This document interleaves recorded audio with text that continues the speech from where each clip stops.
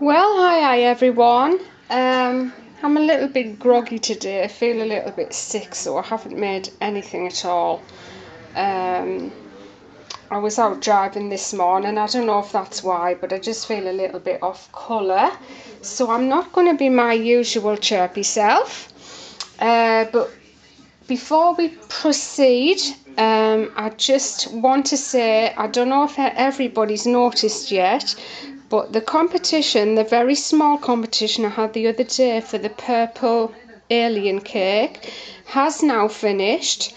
And what I actually did, if you go back to the video, I loaded about 12 different names that were my favourites from all of the guesses that people gave. And I let the viewers choose and vote for the one they liked the most. And the winner was Soap Invader, which I thought was really cool. And guess what? We had an English winner. I was absolutely thrilled because this lady just lives in Cockermouth, which I know, nice name for a town, which isn't that far away from me. So for once, the shipping for the competition isn't going to cost me a fortune. It's already been posted. But if one of the names that you chose was a finalist name, I decided that I was going to send each and every one of those finalists a piece of the Soap Invader cake. So if you go back and check to see if yours is there, and then send me a personal message through YouTube only, with your name and address, so I can post them out. And I'll probably post them out sometime next week. One other thing I wanted to say is I really cannot answer any more questions about soap making and tips and ideas. I just have not got the time. Any tips I want to give, I'll give them in my video. But I'm getting more and more each day of questions about designing logos and all sorts of things. And I need every minute of my day for my business. So if I don't answer any questions regarding soap making tips, ideas, anything like that, I don't want you to be offended, but I just cannot use 2 hours of my day answering those questions. That's 2 hours of the day that I need. I mean, I should be doing new photographs to get on my website and all manner of things, printing my labels. I'm behind on a lot of stuff. I'm not behind on my soap making, but there's so many other jobs that need doing. They've taken a back seat. So please don't be offended. But if you don't send me them, I don't have to ignore you. And I think that's going to have to continue from now. I do apologise. I'd love to be able to help, but I just can't. So anyway, on to we're cutting my Battenberg cake today. And it smells exactly like Battenberg as well. I've noticed we do have a few little air bubbles in it, but it's getting better all the time. And as you'll know yourself if you make soap, every single recipe seems to need to be just slightly different to any other fragrance, because the fragrance changes the texture of every soap, and it's about learning how your fragrance works and everything.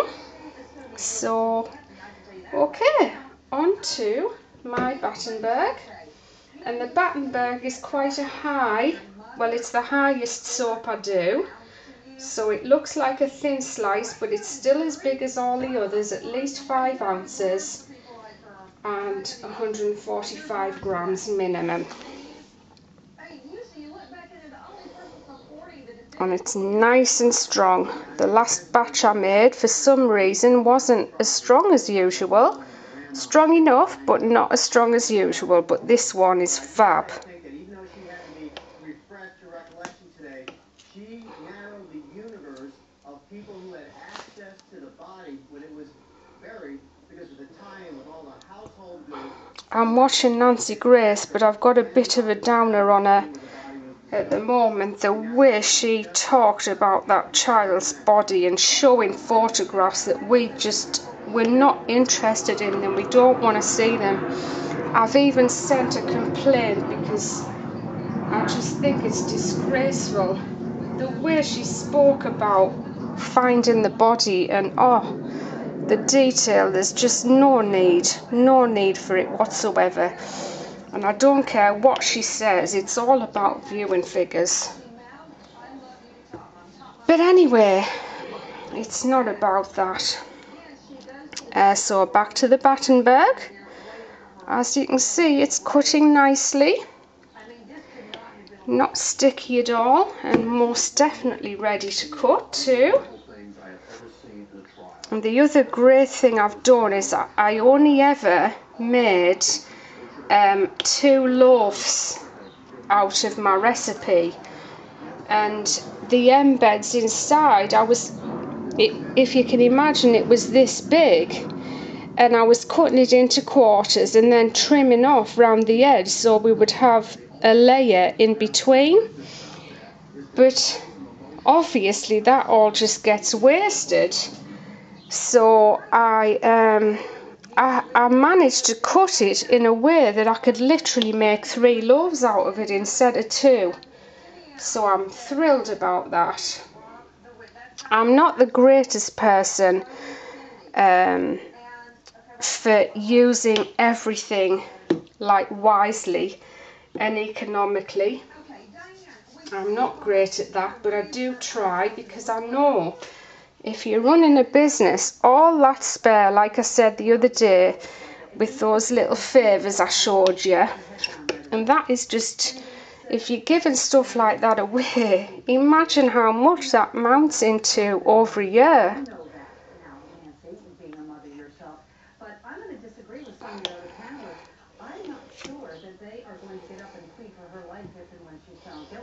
Yeah, I'm really pleased with this.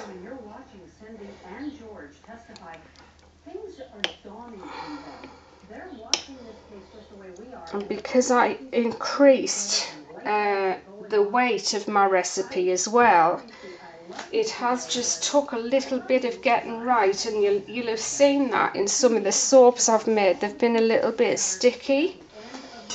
But I know what I've been doing wrong, and I know how to adjust it.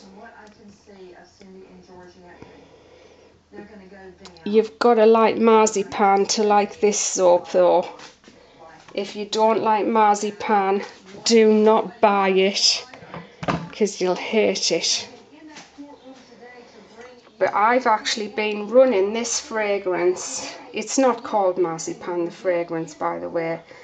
I've been running this fragrance since I started 6 years ago. And it was my very first, I might have told you this before, but it was my very first bestseller.